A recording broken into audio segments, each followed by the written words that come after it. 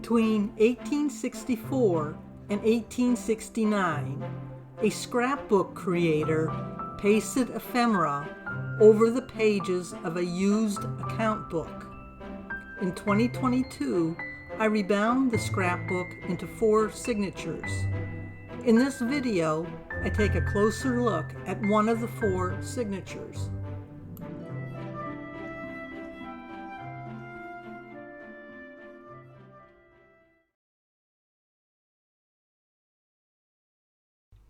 This poem, Ellen Clare, is set to the music of the tune called Lilydale. The original Lilydale was a ballad of grief that was written in 1852. The original song told the story of a bereaved lover. It's said that the song was popular with both Union and Confederate troops during the Civil War because it expressed the feelings of loneliness and anxiety of the soldiers as well as civilians. You can find a recorded version of the song on YouTube.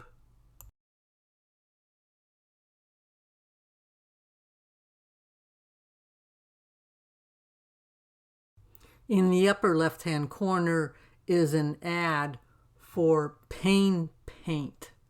The ad includes a poem that basically disparages anyone who believes the pain paint is a lie or who call it humbug. The ad in the lower left corner advertises the services of John Capon, who is both a phrenologist and a bookseller in Philadelphia. Phrenologists believe that a person's character and mental abilities could be determined by the shape of their head.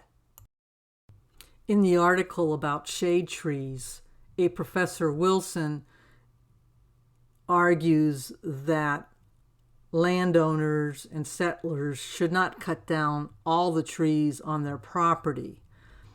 Leaving some behind would greatly enhance the properties, provide shade, and protection from the wind. He goes so far as to recommend not only leaving the native trees, such as the ashes and sycamores, elms and birches, but also to plant the magnolia tree. These 2 pages include recipes for cooking for the sick, the benefits of the horse rake and wheel rake, a picture of Nasby, which was a pseudonym for David Ross Locke. He was a political commentator and humorist during and after the American Civil War. Also shown is an ad for a threshing and separator machine.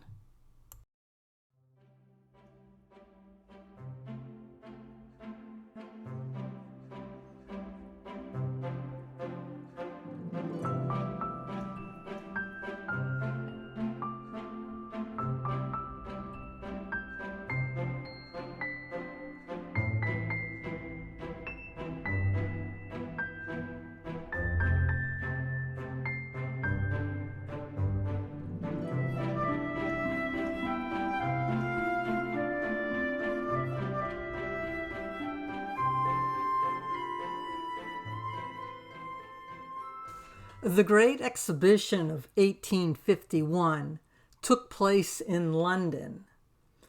Its purpose was to show that technology was the key to a better future, a belief that proved a motivating force behind the Industrial Revolution. A Study for the Young is an essay about the evils of drinking alcohol. On this page, we have recipes for sponge cake, crullers, hop beer, as well as sausage meats and bologna sausage. In addition to the medical use of salt, we have ads promoting Brown's bronchial troches, which are like a lozenge, and Mrs. Winslow's soothing syrup for teething infants. We also have advice on how to remove indelible stains, ink stains, make candles from lard, and how to go about salting pork.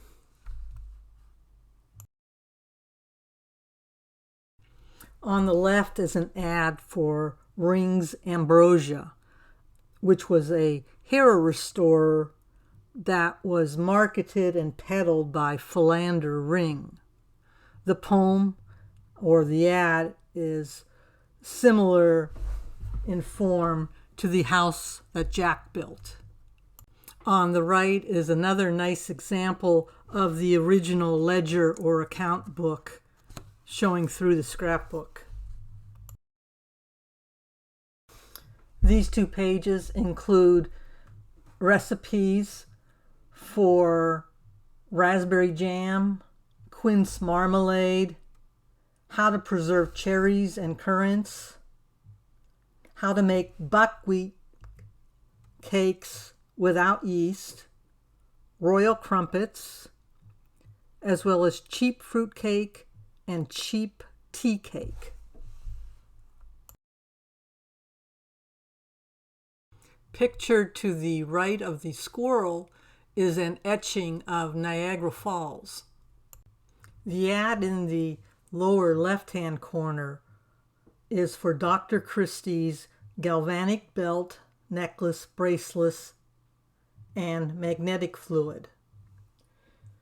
Galvanism is defined as a direct current of electricity, especially when produced by chemical action. It also means the therapeutic use of direct electric current. A newspaper article from 1849 describes Dr. Christie's galvanic belt and magnetic fluid as being used with the most perfect and certain success in strengthening the weakened body, giving tone to various organs, and invigorating the entire system.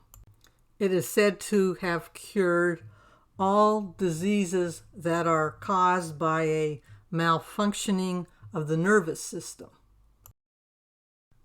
In the lower right-hand corner is a definition of a dandy, a thing that would be a young lady if he could, but since he can't, does all he can to let you know he's not a man. Below that is a clipping regarding relationship advice.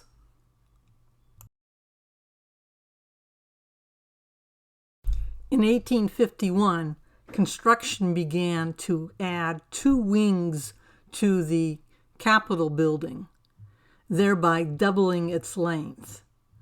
This particular etching showed in advance what the finished building would look like after completion of the construction.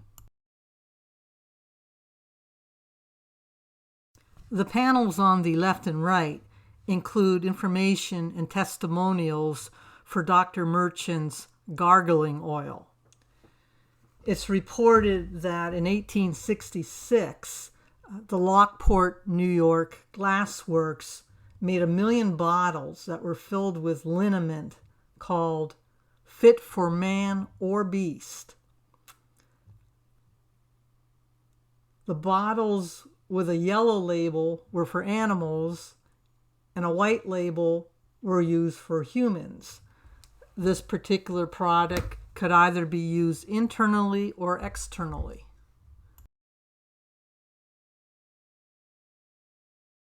A good portion of these 2 pages contain gossip from the column Rough Notes by the Sharp Eye About Town.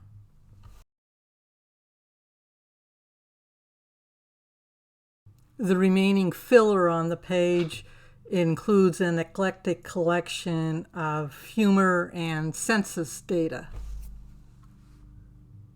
Many of these fillers that are included throughout the scrapbook would, by today's standards, be considered politically incorrect. Lastly, we have advice on a cure for chapped hands, scratches in horses, and heartburn. This concludes the last signature of the scrapbook.